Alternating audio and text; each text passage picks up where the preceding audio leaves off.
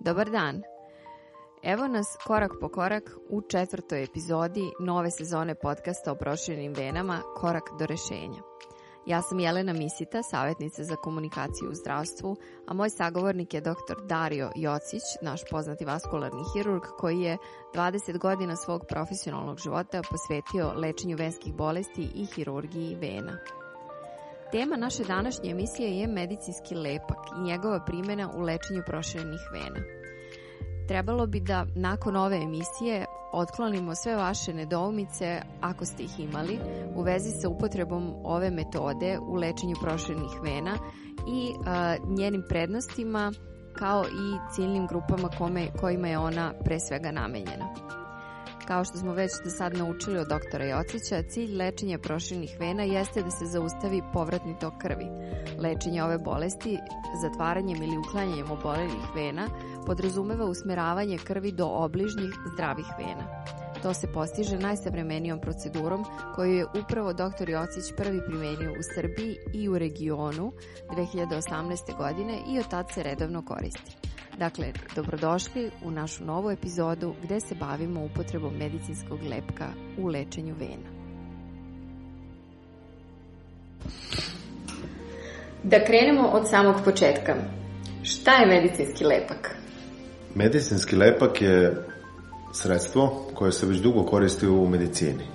Koristi se jako dugo u oftalmologiji, koristi se jako dugo u ortopediji, zatim u kardiovaskularnoj medicini za zatvaranje tih takozvanih arteriovenskih fistula, to je komunikacija među arterijskih i venskih krvnih sudova, tako da je to nešto što se jako dugo koristi u medicini.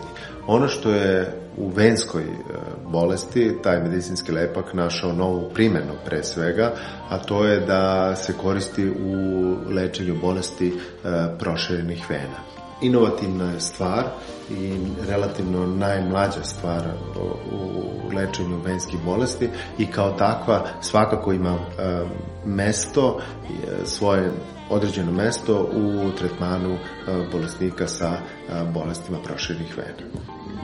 Kako se tačno ovaj lepak koristi u lečenju proširenih vena? Kako zapravo izgleda postupak intervencije? Postupak intervencije je sličan kao i za svaku drugu vensku intervenciju.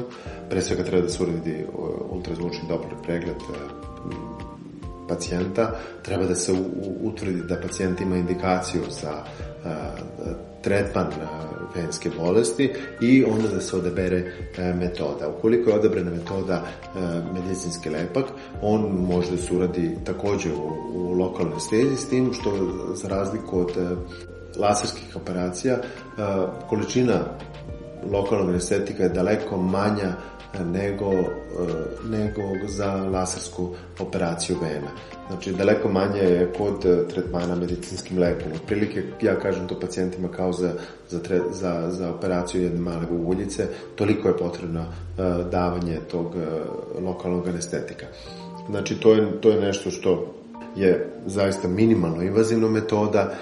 On traje oko 20 minuta do pola sata, za jednu nogu, za dve noge oko 40 minuta.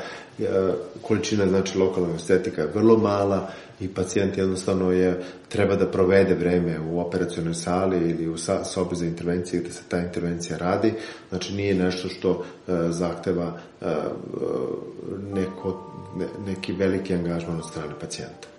Kao što ste rekli, ovo je nova metoda, ali da se vratimo u tu blisku istoriju kad je ta metoda prvi put primenjena u Srbiji, a to je 2018. i upravo ste vi primenili prvi.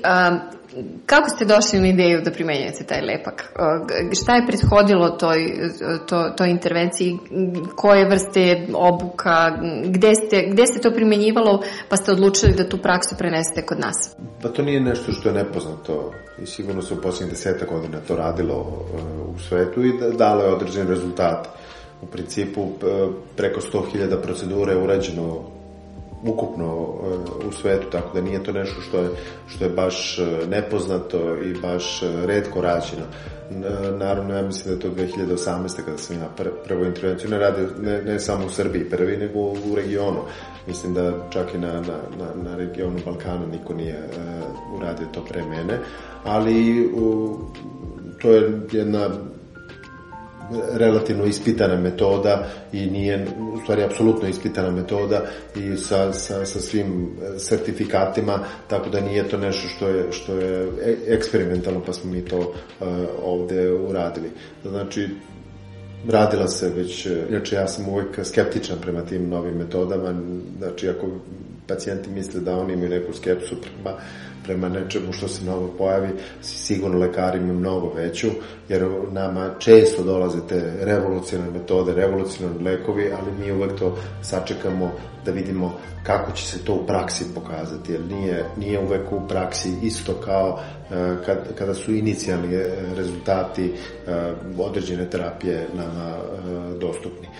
Znači, ta metoda ima svoju neku, kako ja kažem, kilometražu, ima zavidan broj pacijenata koji je rađen, tako da smo na osnovu toga odlučili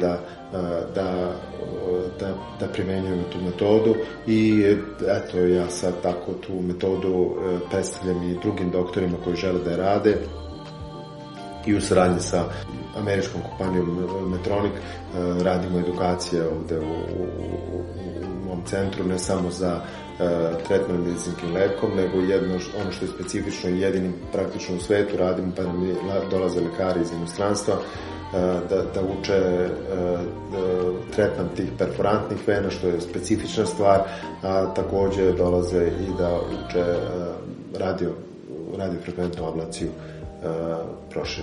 proširenih vena.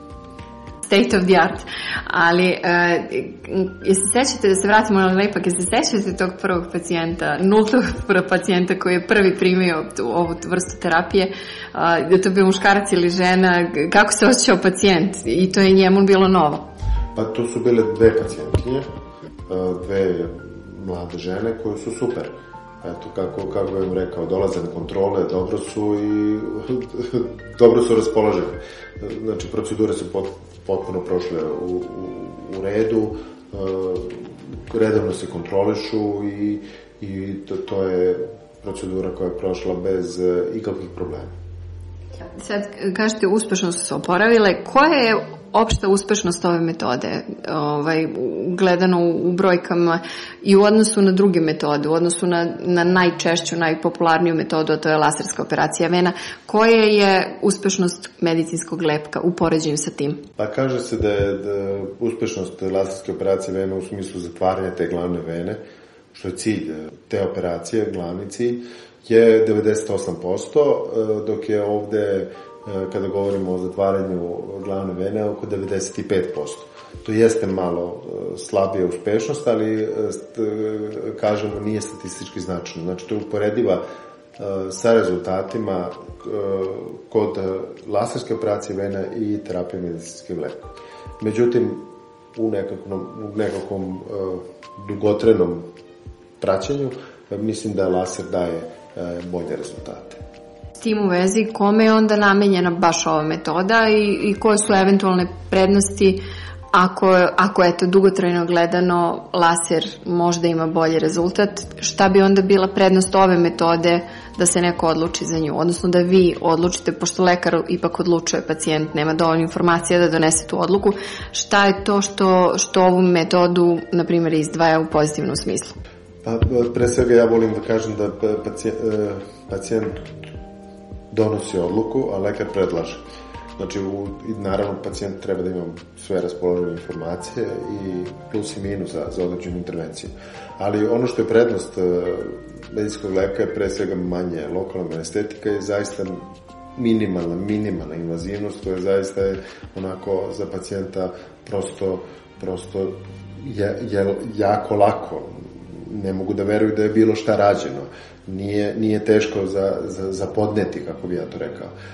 Tako da ja volim to da radim kod pacijenata koji su malo stariji, koji su narušenog opšteg stanja, mogu da se radi kod pacijenata koji imaju taj visoki NR, znači koji imaju visoke vrednosti parametra za uzgrušavanje krvi, znači produženo uzgrušavanje krvi.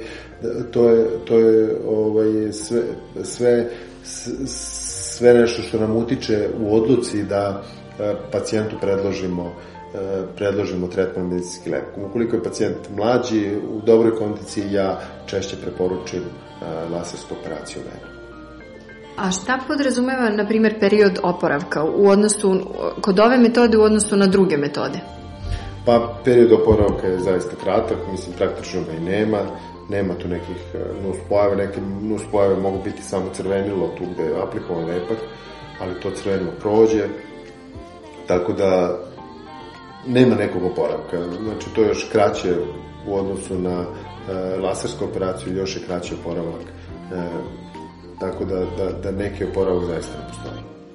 Ja se sećam jedne anegdote od pre nekoliko godina da ste imali pacijentkinju koja je nešto u ponedeljak operisala vene medicinskim lepkom, a u subotu igrala na svadbi. Tako je.